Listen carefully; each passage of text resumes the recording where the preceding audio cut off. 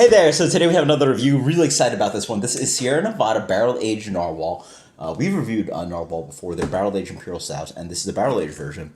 And this beer rocks in at 11.9%. Say notes of oak, vanilla, coconut, blah, blah, blah. And this used to be in bombers. And so the really exciting thing about this beer is that this is now, I believe, supposed to be year-round. And it is, the largest craft brewery out there, Sierra Nevada, putting out a Barrel Aged Imperial Stout. And the crazy thing is the price point. I know the price point. Okay. What would you guess a 11.9% 4-pack of this should retail for? $11.99. Get out! It's a barrel aged beer. All right, it's not a real answer. But, I don't know. I think it retails for something like 16. Some places might be doing 17, 18 for 4-pack. You know what? Last night we played this game and I got it right. So anyway, Bourbon County single one of them goes for something like $11 for 16.9 ounces, and this is 16 ounces. So basically, Sierra Nevada is fighting with AB InBev, Goose Island, coming in the market, doing a quarter of the price, which is absolutely insane. And so I've reviewed this before, but I'm very curious to see, what's this like. And this is actually talked about on,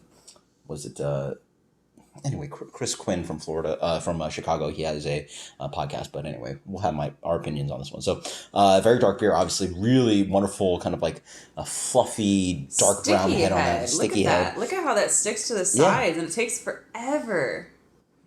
Probably high amount of viscosity on this one. Oh, yeah, absolutely. Oh, man, I'm like nervous about this. Oak, bourbon. Yeah. Booze. Oak, bourbon, cinnamon. Yeah. Cayenne. A little bit heat. Yeah, cayenne. Yeah, like almost spicy heat. Pepper. Pepper. Even like maybe some really ripe green pepper. Strange. Because it is straight bourbon barrel aged, no adjuncts, nothing in there. Right. Maybe a little bit of chocolate. Not as much coffee as you would anticipate with it being nice this roast dark. qualities to it. More roast and less coffee. I guess there is some coffee. That green pepper roast I get. Yeah, there we go. Roasted green pepper. Maybe a little bit of charring. Charring, vanilla. And as you dig in, there's that deep, dark chocolate note. Roasted chocolate. I already said chocolate. Roasted coffee. I get less and wood coffee than I would have anticipated. Pure like hard oak and wood. Cool. I don't know why I keep doing that. I mean, it's just a habit. Sorry, guys. Okay.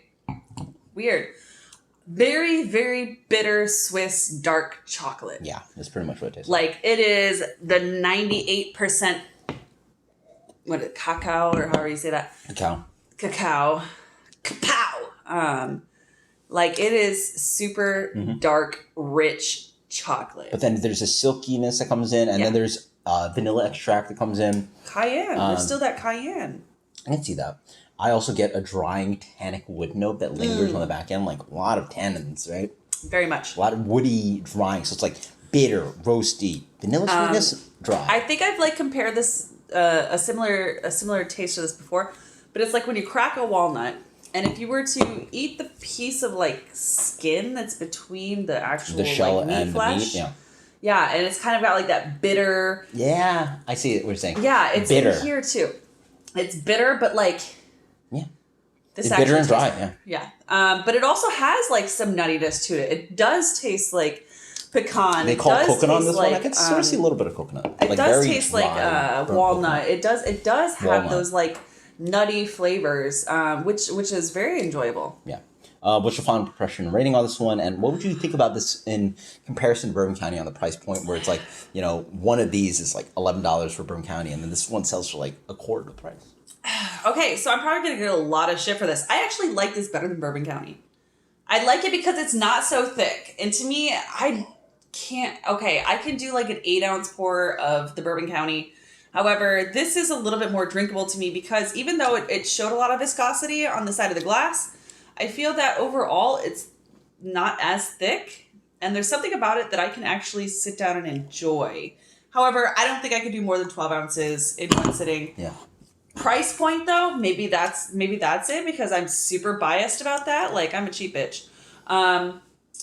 This is good. This is great for the price. Yeah, oh hell yeah, let's go for it. I'll pay $18 for a 4-pack of this over $18 for a single a single Bourbon of County. Bourbon County. Yeah. How much your rating again? My rating on this, I'm going to go with a 91. I think that that's a fair rating. Mm-hmm. I really actually enjoy how the flavors are working together in this. This is more my style. I think because there's not as much sweetness as in Bourbon County. Do you agree on that? Oh, no, not at all. Really? Yeah. On this one, not as much sweetness, though. Oh, okay. So you agree that there's not as much I agree, sweetness. Yeah. So that's what I actually like about this, that there's not as much sweetness. There is more bitterness. There is some weird kind of spice that's rather evasive. That there is a lot of the tannins. There is a lot of the nuttiness flavor. There is a lot of deep, dark cacao flavor. Yeah. This is more my style for a stout. My impression is that this is pretty interesting. I mean, they talked about it as Beer Temple's Roundtable, I think it is. Chris Quinn, who owns a beer bar and a retail store, brings in industry professional, and they talk about this, and really quite interesting because it is, sort of a large brewery producing a lot of this beer, and like, how does this affect the market, the pricing point, blah, blah. We're just talking about what actually sits in the glass right here. This beer is sort of a poor man's bourbon barrel aged imperial stout in my mind. Really? It has a lot of the narwhal notes, which is just like, it honestly tastes a lot like just regular imperial stout. This big, punchy, bitter, dry. But then you get some of the complexity of the coconut and very little of the coconut, a little bit of vanilla sweetness, and the tannic dry thing, which could also just be hot bitterness. And it just like doesn't, the smell is obviously very bourbony. So it doesn't do what obviously Bourbon County does, which is Bourbon County is like, in my opinion, world-class beer that really everything should be the benchmark for that.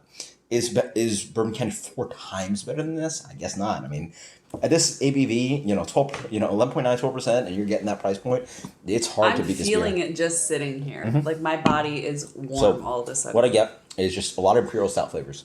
So it's a big, roasty, boozy, and then like you get this layered bourbon flavor on top of it. A little bit of dryness. The booze rolls in. This beer is not very sweet. It's very roasty, dry, tannic, and you get the impressions of sweetness from vanilla coconut from the barrel, but it is not a sticky beer at all, and so it doesn't really hold up the beer so well because the base beer we reviewed is big, roasty, intense beer. Right. So it's actually pretty interesting. And the interesting thing about what Bourbon County does, or Goose Island does, is that Goose Island's Bourbon County, that base beer, they don't sell. Like, that beer is only for bourbon barrel aging. Right. Whereas you can taste a base beer here, and that beer is clearly a imperial stout used for consumption. Throw into barrel, you're gonna get a product that is not meant to be a bourbon barrel aged beer. Question for you. So knowing what Narwhal tastes as a base beer, yes. How does that change your impression of this? I would prefer Narwhal. Really? Yes. Oh, because I just want the strip naked imperial stout that is meant to be an imperial stout. So do you throw think some barrels? I don't think it does a better job. Do you think that like maybe the same could apply for Bourbon County? No. You don't think so? That beer is meant to be. Do you ever wonder what that tastes like? For sure, I wonder all the time. But many breweries do it. Top and Goliath does it. Side Project does it. Many breweries do what? Literally brew a beer specifically only for barrels. For barrel age, yeah. Because you're building a really big, sweet beer that is not meant to be consumed. Meant to be barrel aged. This beer is made to be consumed, and now you threw some bourbon and some bourbon-y flavors to it. I like this. I think, but that's I so strongly agree or disagree with you on this because I actually really like the fact that this is not as sweet and it is more dry. That's completely fine. As for me, it's a rating. Fine beer. Yeah. Still very good. A little bit of burnt marshmallow flavor, oozy on the back end. Right. Would you give it 91? I'm going to give this a 91. 91? So we're about the same page. Let me think. Actually, let me go deeper. Need to go in deeper. I do love bourbon barrel aged imperial stouts. They're pretty good. I think you do. 92. You do enjoy the. I like the style way more than you. So 92. It's a good example of style. So try it out. It's hugely accessible. It's a bourbon barrel aged narwhal from Sierra Nevada. Until next time, guys. Cheers. Later.